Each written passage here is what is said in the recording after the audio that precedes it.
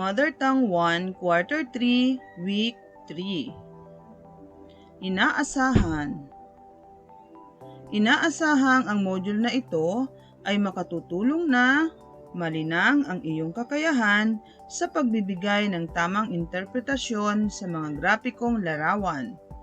Ikalawa, magagamit ang mga salita sa paglalarawan ng mga tiyak na karanasan at iba't ibang paksa. Unang pagsubok.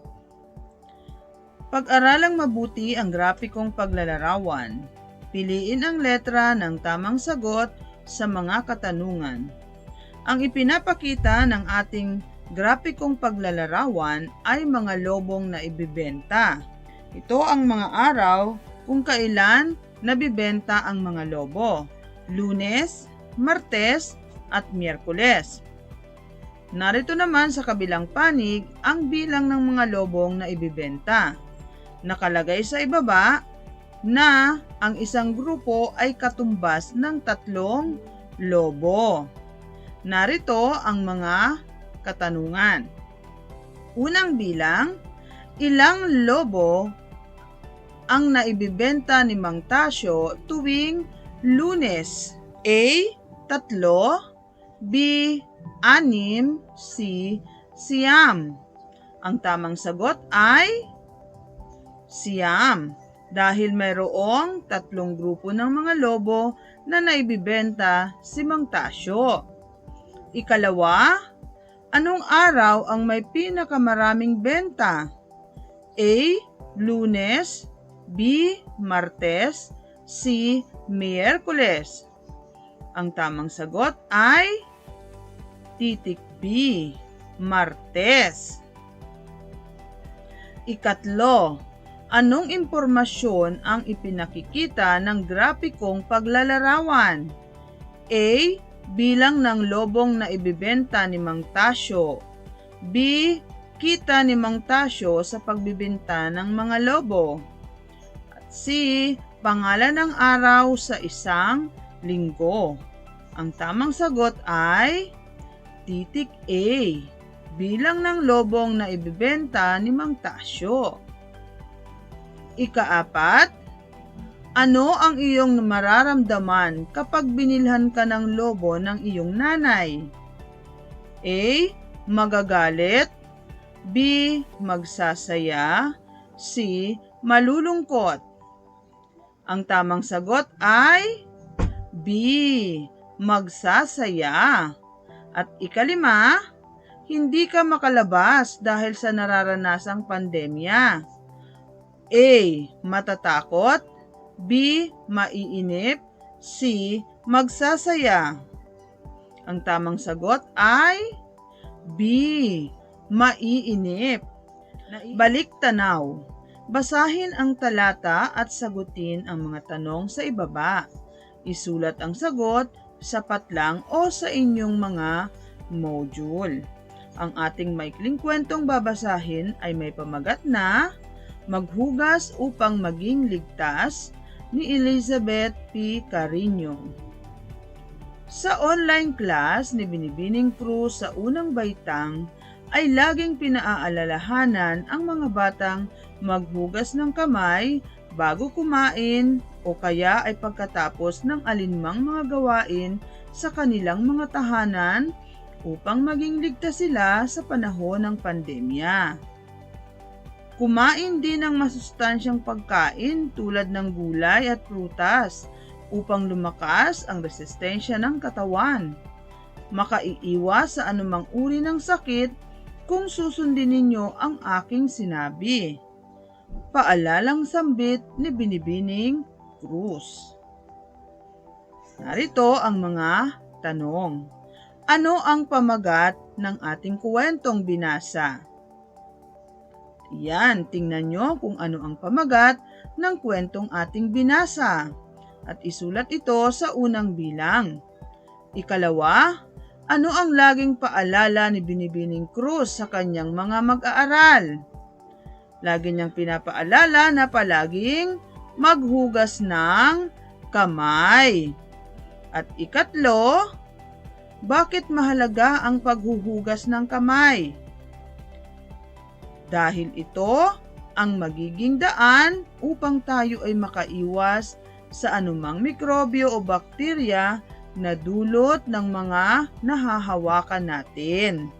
Kailangan laging malinis ang ating kamay bago tayo kumain. Pagpapakilala ng aralin. Ang grapikong paglalarawan o pictograph ay isang paraan ng pagpapakita ng mga impormasyon sa tulong ng mga larawan.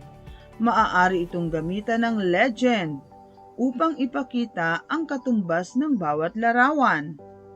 Mababatid mo rin ang paggamit ng mga salita sa paglalarawan ng mga tiyak na karanasan at iba't ibang paksa. Narito ang mga gawain. Para sa grapikong paglalarawan, unang gawain, piliin ang letra ng tamang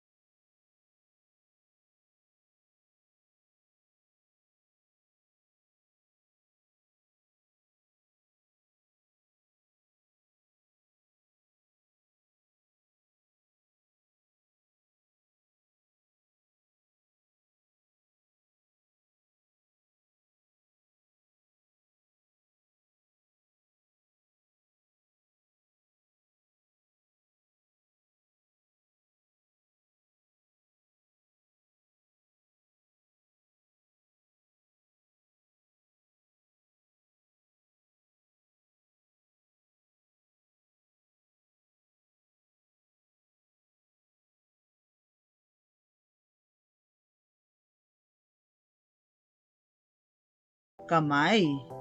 Ikalawa, aling pangkat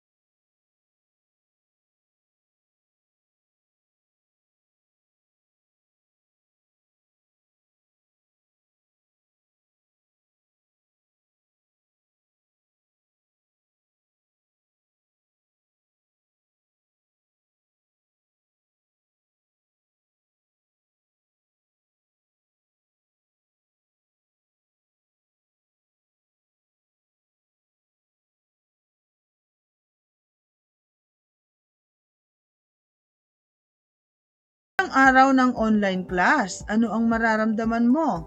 Natuwa, nagulat, nasabik, nag-alala, nalungkot o nagpasalamat? Ang tamang sagot ay nasabik, 'di ba? Excited kayo sa unang araw ng pasok, lalo na sa online class.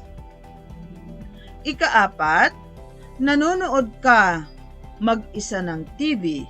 Biglang may kumatok ng malakas sa pinto. Ano ang iyong tiyak na karanasan tungkol dito? Natuwa, nagulat, nasabik, nag-alala, nalungkot o nagpasalamat? Ikaw ay nagulat kasi biglang kumatok ng malakas. At ikalima, ipinaghanda ka ng pagkain ng iyong ina. Ano ang iyong mararamdaman? Ikaw ay nagpasalamat o nagpapasalamat? Tandaan, Mas madaling mabatid ang mga impormasyon sa tulong ng grapikong paglalarawan. Ang bawat karanasang nararanasan ay nagbibigay ng aral na maaaring gawing gabay sa buhay. Gumagamit ng mga salitang naglalarawan upang maayos na maipakita ang mga tiyak na karanasan. Pag-alam sa natutunan, isusulat ninyo ang inyong mga kasagutan sa inyong kwaderno o notebook. Unang bilang, ano ang tawag sa paraan ng pagpapakita ng impormasyon sa tulong ng mga larawan? Anong paraan daw ito?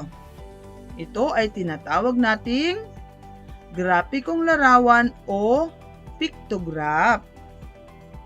Ikalawa, paano nakatutulong ang grapikong larawan sa pagbibigay ng impormasyon? Paano ito nakakatulong?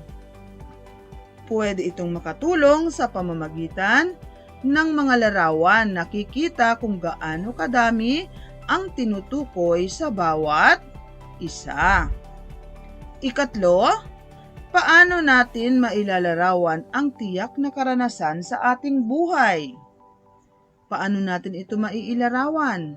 Sa pamamagitan ng iba't ibang emosyon o damdamin tulad ng pagiging masaya, malungkot, takot, galit, nag-aalala, at marami pang iba't ibang mga damdamin. Para sa pangwakas na pagsusulit, sagutin ang tanong sa tulong ng mga grapikong larawan o pictograph.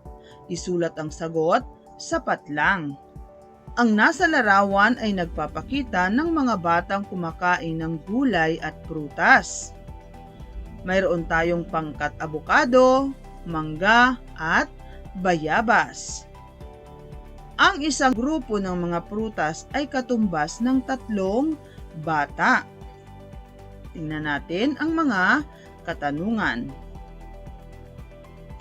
Unang tanong, anong impormasyon ang ipinakikita ng grapikong larawan? Ang tamang sagot ay mga batang kumakain ng prutas at gulay. Ikalawa, aling pangkat ang may pinakamaraming kumakain ng gulay at prutas? Pangkat ng abokado. At ikatlong tanong, ilang lahat ang batang kumakain ng gulay at prutas? Ang tamang sagot ay 36 o 36. Titik B, punan ang patlang ng tamang salita upang mailarawan ang tiyak na karanasan. Ika-4, blank ipinagdiriwang ni Ani ang kanilang kapistahan. A. Masaya, B. Malungkot, C. Mahinahong. Ang tamang sagot ay, syempre, masayang ipinagdiriwang ni Ani ang kanilang